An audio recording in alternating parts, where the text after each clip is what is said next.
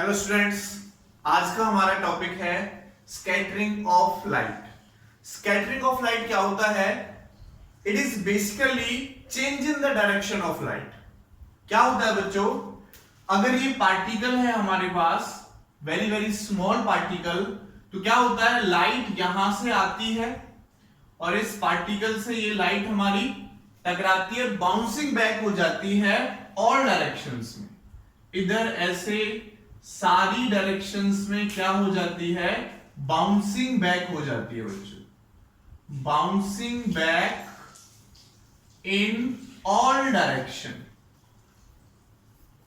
ठीक है, तो हम ये कह सकते हैं scattering of light basically is the bouncing back of light in all direction by striking the atmospheric particle, very small atmospheric particle. और इसकी डेफिनेशन हम ये भी दे सकते हैं कि जो स्कैटरिंग ऑफ लाइट है, it is basically change in the direction of light due to the atmospheric particles. Atmospheric particles की वजह से ये क्या करता है, अपनी डायरेक्शन चेंज कर लेगा। देखो, जाना था इसको ऐसे, इसने डायरेक्शन चेंज किया और ये लाइट हमारी ऐसे चारों तरफ फैल गई। ठीक है, बाउंसिंग बैक हो गया सभी डायरेक्शन में। ओके, ये हमारे पास क्या है, व्हाइट लाइट जो इंसिडेंट लाइट है। ठीक है बच्चों, व्हाइट लाइट इंसिडेंट लाइट का बाउंसिंग बैक होना ऑल डायरेक्शन में, वो स्कैटरिंग ऑफ लाइट कहलाता है। सबसे पहले स्कैटरिंग ऑफ लाइट के बारे में जो हमें बताया था, वो बताया था लॉर्ड रेले ने। ठीक है, लॉर्ड रेले ने सबसे इसके बारे में बताया था, और इसने ये भी बताया था कि intensity of scattering of light, intensity of scattering of light, that is IS, intensity of scattering of light is inversely proportional to lambda 4 होता है। ओके, अगर एक लाइट यहां से टकराने के बाद, एक लाइट हमारी यहां से टकराने के बाद, ठीक है, जब ये हमारे पास बाउंसिंग बैक होगी, तो जिसकी देखो इंटेंसिटी ऑफ स्कैटरिंग लाइट किस पर डिपेंड कर रही है, वेवलेंथ पर डिपेंड कर रही है। जिसकी वेवलेंथ ज्यादा होगी उसकी इंटेंसिटी भी, उसकी इंटेंसिटी भी क्या होगी, स्कैटर्ड इंटेंसिटी ज्यादा होगी। तो देखो, विबग्योर मैंने आपको पढ़ाया था, विबग्योर, और आपको पता है सबसे ज्यादा वेवलेंथ किसकी होती है बच्चों, रेड की वेवलेंथ ज्यादा होती है सबसे। ठीक है, तो ये कम स्कैटर्ड होगा, और वॉयलेट की वेवलेंथ सबसे कम होती है, तो ये ज्यादा स्कैटर्ड होगा। ठीक है, रेड हमारा कम स्कैटर्ड होगा, कम फैलेगा, और जो वॉयलेट है वो ज्यादा स्कैटर्ड होगा, वो ज्यादा फैलेगा। ठीक है बच्चों, तो ये फॉर्मूला हमें रेले ने बताया था, और रेले ने हमें बताया था कि ये जो स्कैटरिंग होगी तभी पॉसिबल है, ठीक है, इंडिविजुअल यानी वेवलेंथ के ऊपर जो डिपेंड कर रही है हमारे पास स्कैटरिंग, ये तभी पॉसिबल है जब इस पार्टिकल का साइज मान लेते हैं x, स्मॉलर देन हो लैम्डा से, स्मॉलर देन हो लैम्डा से। जिस वेवलेंथ की लाइट इस पार्टिकल से टकराएगी और वो इस साइज से छोटी होगी, वही हमारे पास फैलेगी, और जो इससे बड़ी वेवलेंथ की लाइट होगी वो हमारी सीधी निकल जाएगी। ठीक है, अगर ये कंडीशन होगी, देन रेले स्कैटरिंग फॉलो, देन रेले स्कैटरिंग ऑबे कह सकते हैं, फॉलो कह सकते हैं, तभी ऑबे होगा। अगर x ग्रेटर देन लैम्डा हो जाएगा, अगर size of particle greater than lambda हो जाएगा, तो सारे के सारे कलर्स हमारे इक्वल वेवलेंथ से स्कैटर्ड होंगे, इक्वल इंटेंसिटी से स्कैटर्ड होंगे, इक्वली स्कैटर्ड होंगे। ओके बच्चों, अगर ये कंडीशन होगी तो हमारा रेले स्कैटरिंग फॉलो नहीं होगा। ठीक है बच्चों, ये बात आपको समझ में आई? अच्छा, तो हमारे पास जो स्कैटरिंग ऑफ लाइट है वो क्या है, एटमॉस्फेयर में बहुत स्मॉल पार्टिकल्स होते हैं, गैसेस के पार्टिकल्स, लिक्विड के पार्टिकल्स, उनसे लाइट हमारी टकराकर क्या होती है, फैल जाती है, स्कैटर्ड हो जाती है सभी डायरेक्शन में, बाउंसिंग बैक हो जाती है सभी डायरेक्शन में। इसी फिनोमेना को हम बोलते हैं बच्चों स्कैटरिंग ऑफ लाइट। और दूसरा हम ये भी कह सकते हैं कि scattering of light basically Tyndall effect भी कहते हैं इसको। कौन सा इफेक्ट कहते हैं बच्चों, टिंडल इफेक्ट। टिंडल इफेक्ट क्या है, एक लाइट का एटमॉस्फेरिक पार्टिकल से टकराकर बाउंसिंग बैक होना सभी डायरेक्शन में, वो हमारे पास क्या कहलाता है बच्चों? टिंडल इफेक्ट कहलाता है। स्कैटरिंग का ही दूसरा नाम हम कह सकते हैं टिंडल इफेक्ट है कि एक लाइट आती है एटमॉस्फेरिक पार्टिकल से टकराकर, ठीक है, स्कैटर्ड हो जाती है, तो इसी फिनोमेनन को बोला जाता है बच्चों टिंडल इफेक्ट भी हम इसको कहते हैं। ठीक है, अब हम इसकी एप्लीकेशंस के बारे में डिस्कस करते हैं। ये फॉर्मूला हम याद रखेंगे, जिसकी वेवलेंथ ज्यादा वो लीस्ट स्कैटर्ड होगी और जिसकी वेवलेंथ कम वो ज्यादा स्कैटर्ड होगी। ठीक है बच्चों, अब हम इसके डिस्कस करते हैं एप्लीकेशंस। तो एप्लीकेशंस को मैं क्वेश्चन की फॉर्म में यहां पर आपको करा रहा हूं, जिस टाइप से पेपर में पूछा जाता है। सबसे पहला मेरा क्वेश्चन ये है, व्हाई स्काई अपीयर्स ब्लूइश, या ब्लू भी सिंपल कह सकते हो आप। ठीक है, जो स्काई होता है वो जनरली हमें ब्लू कलर का अपीयर होता है। What is the reason behind that? ऐसा ब्लू कलर का क्यों अपीयर होता है? जबकि हमने तो ये देखा कि एटमॉस्फेयर में जैसे ऊपर जाएंगे तो हमारे पार्टिकल्स कम होते चले जाते हैं और वहां पर तो हमारी कोई भी लाइट होती नहीं है। ठीक है, तो हमें ब्लूइश कलर का क्यों दिखाई देता है, इसके बारे में यहां पर डिस्कस करते हैं हम। देखो बच्चों, ये है हमारी अर्थ और इस अर्थ के अराउंड हमारा एटमॉस्फेयर होता है, यानी बहुत सारे पार्टिकल्स होते हैं, लाइक डस्ट पार्टिकल्स, ठीक है, गैसेस के पार्टिकल्स, पॉल्यूशन के पार्टिकल्स, इस टाइप से। जैसे जैसे ऊपर जाते हैं तो ये पार्टिकल्स कम होते चले जाते हैं। और सन बच्चों हमारा कहीं यहां पर है, ठीक है, सन हमारा कहीं यहां पर है। अब यहां पर देखो पार्टिकल्स बहुत कम है, यहां पर पार्टिकल्स बहुत ज्यादा होते हैं। जब हम अपने अर्थ के एटमॉस्फेयर के लिए, अर्थ के सरफेस के नियर आते हैं तो पार्टिकल्स बहुत ज्यादा होते हैं और ऊपर पार्टिकल्स बहुत कम होते हैं। अब ये जो पार्टिकल का साइज है वो स्मॉलर देन हो जाता है लैम्डा से। इसका मतलब रेले स्कैटरिंग फॉलो होगा, रेले स्कैटरिंग फॉलो होगा। तो रेले ने हमें यह भी बताया था कि intensity of scattered light is inversely proportional to lambda 4। तो जैसे ही सन से व्हाइट कलर की लाइट, जैसे ही सन से व्हाइट कलर की लाइट इस पार्टिकल पर पड़ती है, ठीक है, तो जिसकी वेवलेंथ सबसे कम होगी वो ज्यादा स्कैटर्ड होगा। तो विबग्योर में सबसे वेवलेंथ कम किसकी है? वॉयलेट, इंडिगो और ब्लू। इनकी वेवलेंथ कम है, नीचे बढ़ते हैं तो वेवलेंथ हमारी बढ़ती चली जाती है। तो वॉयलेट, इंडिगो, ब्लू लगभग ब्लू साइड मिलके कलर बनाते हैं। तो मोर स्कैटर्ड है। जैसे ही यहां पर इस पार्टिकल पर ये पड़ते हैं, बहुत सारे पार्टिकल्स हैं, बहुत सारी लाइट हमारे पार्टिकल्स पर पड़ती है, तो रेले स्कैटरिंग फॉलो होता है, क्योंकि उनकी जो वेवलेंथ होती है या पार्टिकल का साइज होता है उनकी वेवलेंथ से काफी स्मॉल हो जाता है। और स्मॉल होते ही क्या होता है, जो सबसे लीस्ट स्कैटर्ड होगी, जो सबसे लीस्ट स्कैटर्ड होगी वो तो इसको क्रॉस करके चली जाएगी। सबसे ज्यादा स्कैटर्ड कौन सी होती है? इसकी वेवलेंथ सबसे कम होती है, तीनों ज्यादा स्कैटर्ड होती हैं और ऐसे करके ये हमारी स्काई में फैल जाती है बच्चों।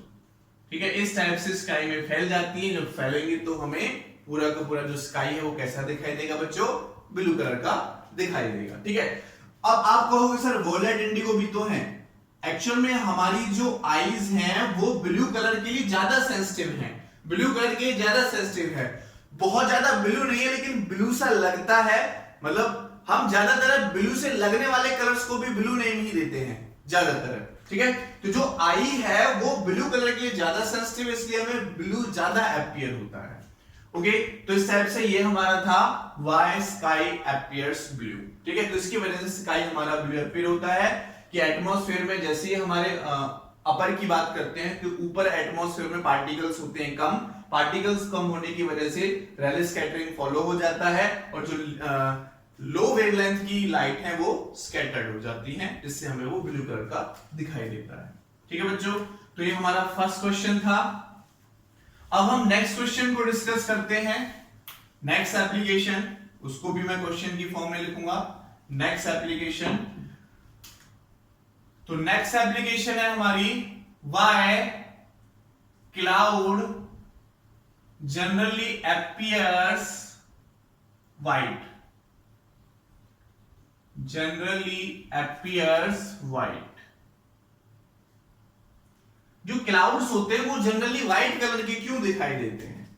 तो इस क्वेश्चन को देखो, ये हमारा अर्थ और ये अर्थ का एटमॉस्फेयर है बच्चों, इसको बने रहने देंगे, आगे हम और जरूरत पड़ेगी इसकी।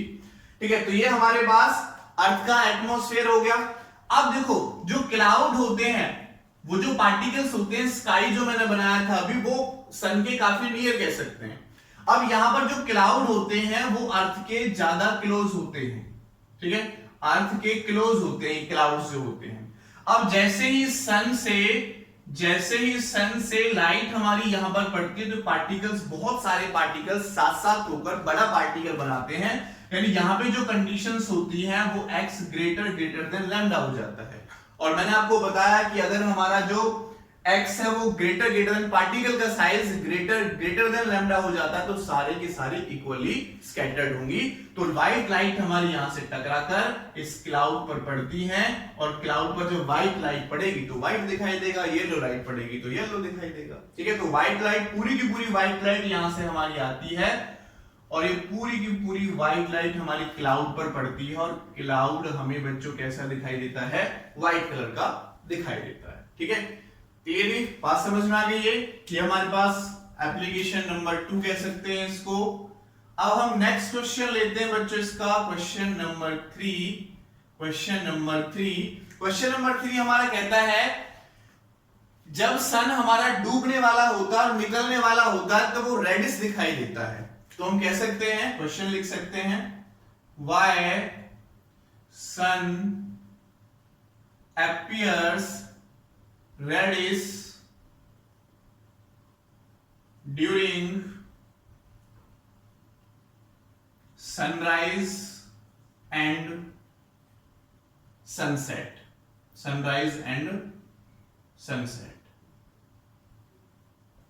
जो सन है हमारा जब निकलता है तो भी रेडिश कलर का दिखाई देता है, और जब शाम को डूबने वाला होता है तब भी रेडिश कलर का दिखाई देता है। What is the reason behind that? तो ये हम यहां पर पढ़ेंगे।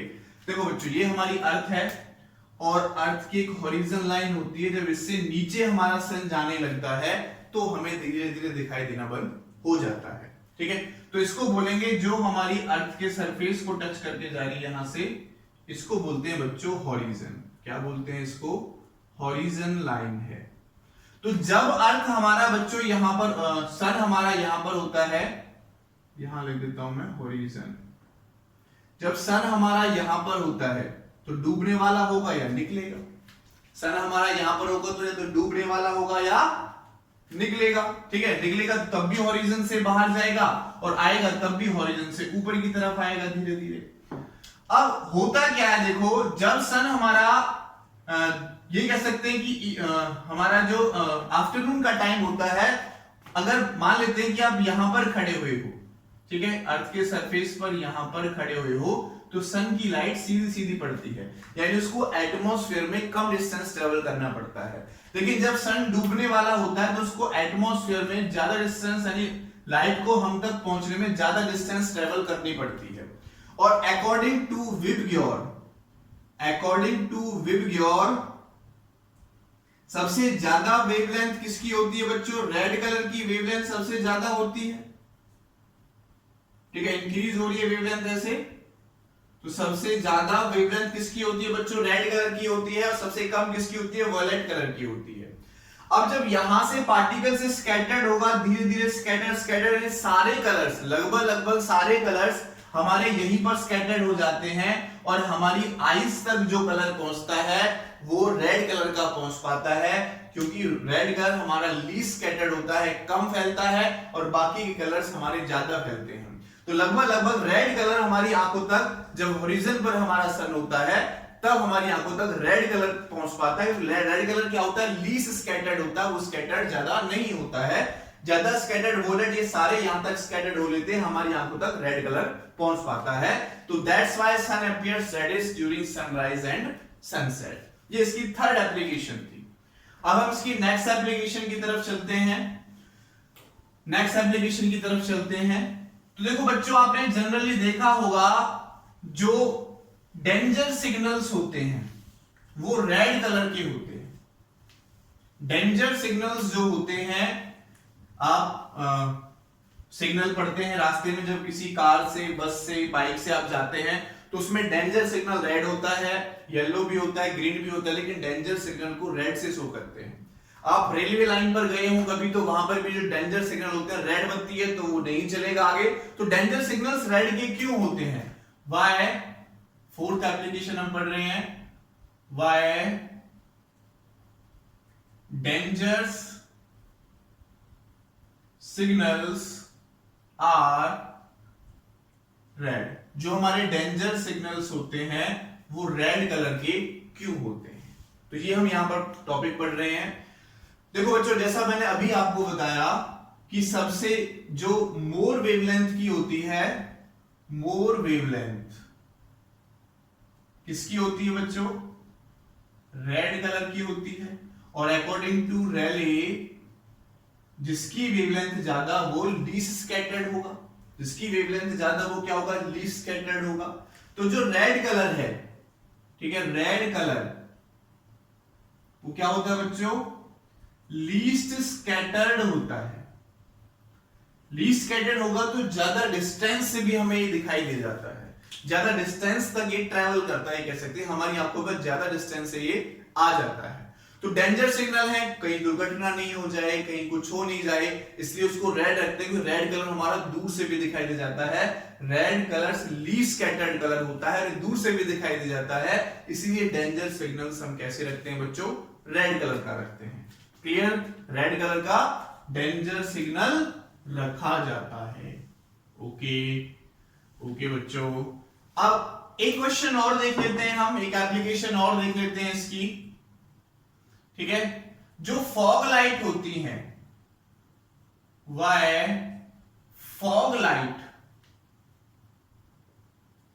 आर येलो कलर,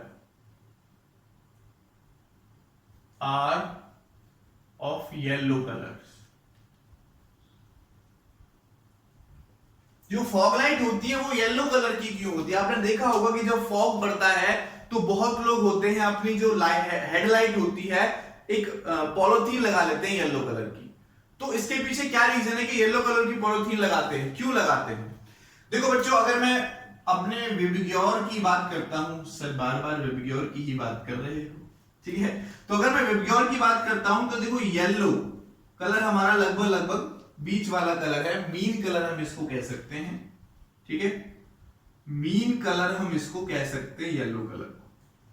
अब फॉग, ड्यूरेशन फॉग, अगर बच्चों मैं रेड कलर की रखता हूं तो ठीक है, रेड कलर हमें दूर से भी दिखाई दे जाता है, रेड कलर हम मान रहे हैं कि हमें दूर से भी दिखाई दे जाता है, दुर्घटना के चांसेस कम होंगे, लेकिन फॉग में जो चल रहा है उसको देखने की भी तो जगह चाहिए। अगर रेड कलर दूर तक जा रहा है तो सामने वाले को रेड कलर दिखाई दे रहा है, लेकिन रेड कलर फैल नहीं रहा जिससे हमें आसपास का एरिया दिखाई दे जाए। अगर मैं वॉयलेट लेता हूं तो फैलेगा ही फैलेगा, दूर तक नहीं जाएगा, आने जो दूर है उसको दिखाई नहीं देगा, आके आपको टक्कर मार देगा, तब पता चलेगा कि टक्कर लग गई। येलो कलर दोनों काम करता है, ठीक है, मिड में है तो कुछ दूर तक भी जाएगा और ज्यादा फैलेगा भी। जब ये दूर तक जाएगा, ज्यादा फैलेगा, फॉग में हमें ये तो चाहिए कि ये फैले भी ताकि हमें वहां पर भी दिखाई दे और थोड़ा दूर तक भी जो दूर है उसको भी दिखाई दे जाए। तो इसलिए जो येलो कलर है वो फॉग में यूज किया जाता है। तो हम कह सकते हैं कि fog colour, yellow colour is the mean colour, ठीक है, it is scattered and also travel from some distances, ठीक है। तो ये इस that's why yellow colour is use as a fog light. तो फॉग लाइट में हम क्या यूज करते हैं? येलो कलर, इसी की वजह से यूज करते हैं। तो कुछ एप्लीकेशंस थी जो हमने यहां पर डिस्कस की स्कैटरिंग ऑफ लाइट की। अब एक छोटा सा टॉपिक हमारा और बचा हुआ है, उसको हम डिस्पर्जन ऑफ लाइट में भी करा सकते थे, ठीक है, तो अब करा देते हैं। लास्ट टॉपिक है हमारा इस चैप्टर का रेनबो। रेनबो सबने देखा होगा, जब बारिश होती है तो बारिश होने के बाद जैसे ही हमारा सन निकलता है तो जनरली ये हमें दिखाई दे जाता है रेनबो। 7 कलर्स उसमें होते हैं, जो विबग्योर वाले हमारे 7 कलर्स हैं वो होते हैं। जब प्रिज्म से डिस्पर्सन हमने पढ़ा था इससे पहले वाली वीडियो में, तो डिस्पर्सन में एक व्हाइट लाइट हमारी प्रिज्म से पास हुई थी और प्रिज्म से पास होने के बाद वो 7 कलर्स में डिवाइड हो गई थी। यही होता है हमारे पास रेनबो में भी। रेनबो में क्या होता है, जब बारिश होती है तो पानी की कुछ ड्रॉप्स हमारी एटमॉस्फेयर में होती है, और जैसे ही सनलाइट उन पर पड़ती है, जैसे ही सनलाइट उन पर पड़ती है, तो सनलाइट पड़ने से वो एक प्रिज्म की तरह काम करते हैं। ठीक है, वो जो ड्रॉप्स हैं, वाटर ड्रॉपलेट्स, वो किसकी तरह काम करते हैं? एक प्रिज्म की तरह काम करते हैं, और व्हाइट लाइट को 7 कलर्स में डिवाइड कर देते हैं और वो फैल जाते हैं, जिससे वो क्या बन जाता है बच्चों? एक रेनबो दिखाई देता है जो सर्कुलर आर्क की फॉर्म में होता है। ठीक है, इसको देखने का सबसे जो बढ़िया तरीका है वो क्या तरीका है कि अगर सन हमारा इधर है तो ये हमेशा सन हम इसको तब देख पाएंगे, हम इसको तब देख पाएंगे जब बच्चों हम जो सन है वो हमारे पीछे हो। जो सन है वो कहां हो बच्चों? हमारे पीछे हो, तभी हम इनको देख पाते हैं। ठीक है, तभी हम इनको देख पाते हैं, तभी हम इनको देख पाते हैं जब सन का हमारे पीछे हो। होता क्या है बेसिकली, मैंने आपको बताया कि वाटर की ड्रॉपलेट्स होती हैं, इस टाइप से वाटर की ड्रॉपलेट्स होती हैं। अब यहां से क्या होगा बच्चों? बहुत छोटी होती है, मैंने ज्यादा बड़ी करके दिखाई क्योंकि इनमें जो डिस्पर्सन हो रहा है, रिफ्रैक्शन एंड रिफ्लेक्शन हो रहा है, वो मैं आपको दिखा रहा हूं। ठीक है, बहुत छोटी ड्रॉप्स होती हैं, लेकिन थोड़ा सा मैं इनको बड़ा करके आपको दिखा रहा हूं कि इनमें होता क्या है। देखो, जैसे ही सनलाइट हमारी यहां पर पड़ती है तो सनलाइट यहां पर पड़ेगी, इस पॉइंट का नॉर्मल ये हो जाएगा। अब जो लाइट, ये लाइट हमारे रेयर मीडियम से डेंसर मीडियम में जा रही है, तो रेयर से डेंसर मीडियम में जाएगी तो क्या होगा? Bend toward the normal. तो ये लाइट थोड़ी सी नॉर्मल की तरफ बेंड होकर यहां पड़ती है, यहां से इसका रिफ्लेक्शन हो जाता है, फिर यहां पड़ती है, फिर से इसका रिफ्रैक्शन हो जाता है, और ऐसे करके हमारी आंखों में आ जाता है। ऐसे जो लाइट इस वाली ड्रॉप के अक्रॉस आती है तो वहां से लाइट ऐसे पड़ेगी। ठीक है, इस पॉइंट का नॉर्मल ये हो जाएगा, लाइट ऐसे जाएगी, ऐसे पड़ेगी, और इससे हमारी आंखों में आ जाएगी। तो यहां पर पहले क्या हुआ? रिफ्रैक्शन हुआ, रिफ्लेक्शन हुआ, फिर से रिफ्रैक्शन हुआ, और फाइनली लाइट हमारी आंखों में आ जाती है, और ये 7 कलर्स में डिवाइड हो जाती है। अगर मैं कहता हूं कि ये मेरे पास वॉयलेट कलर है, तो ये मेरे पास बच्चों क्या, कौन सा कलर है? रेड कलर का है। अगर ये मेरे पास वॉयलेट कलर है तो ये बच्चों कैसा हो जाएगा? हमारा रेड कलर का हो जाएगा। ठीक है, तो जनरली वॉयलेट कलर नीचे होता है और रेड कलर हमारा ऊपर होता है। ठीक है, तो ऊपर वाला रेड कलर, नीचे वाला मैंने वॉयलेट कलर मान लिया। ये जो हमारा बनता है इसको बोलते हैं बच्चों हम primary rainbow. Primary rainbow generally थोड़ा ध्यान से अगर आप देखेंगे तो कई बार 2 रेनबो बनते हैं। एक नीचे होता है जो हमें बिल्कुल अच्छे से क्लियर दिखाई दे रहा होता है, एक उसके ऊपर बनता है जो हमें थोड़ा थोड़ा सा दिखाई दे रहा होता है। तो जो हमें क्लियर दिखाई देता है उसको हम कहते हैं प्राइमरी रेनबो, और जो हमें क्लियर नहीं दिखाई देता उसको हम कहते हैं, थोड़ा हल्का दिखाई देता है, उसको हम कहते हैं सेकेंडरी रेनबो।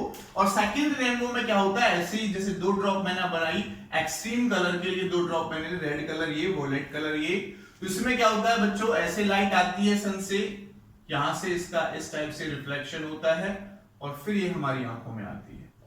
इसी टाइप से यहां से भी इसका इस टाइप से रिफ्लेक्शन होता है, और यहां से हमारी आंखों में ये आती है। ठीक है बच्चों, बेसिकली क्या हो रहा है? डिस्पर्जन हो रहा है। ये क्वेश्चन पूछा जाता है तो बेसिकली क्या हो रहा है? डिस्पर्जन हो रहा है, और उसके अंदर, ड्रॉप्स के अंदर रिफ्रैक्शन एंड रिफ्लेक्शन हो रहा है। तो रेनबो बेसिकली बनता है डिस्पर्जन ऑफ लाइट की वजह से, क्योंकि जो व्हाइट लाइट हमारी सन से आती है वही हमारी 7 कलर्स में डिवाइड होती है और हमें रेनबो दिखाई देता है। तो 2 टाइप का रेनबो हुआ, प्राइमरी रेनबो, एंड जो ऊपर वाला होता है उसको बोलते हैं बच्चों सेकेंडरी रेनबो।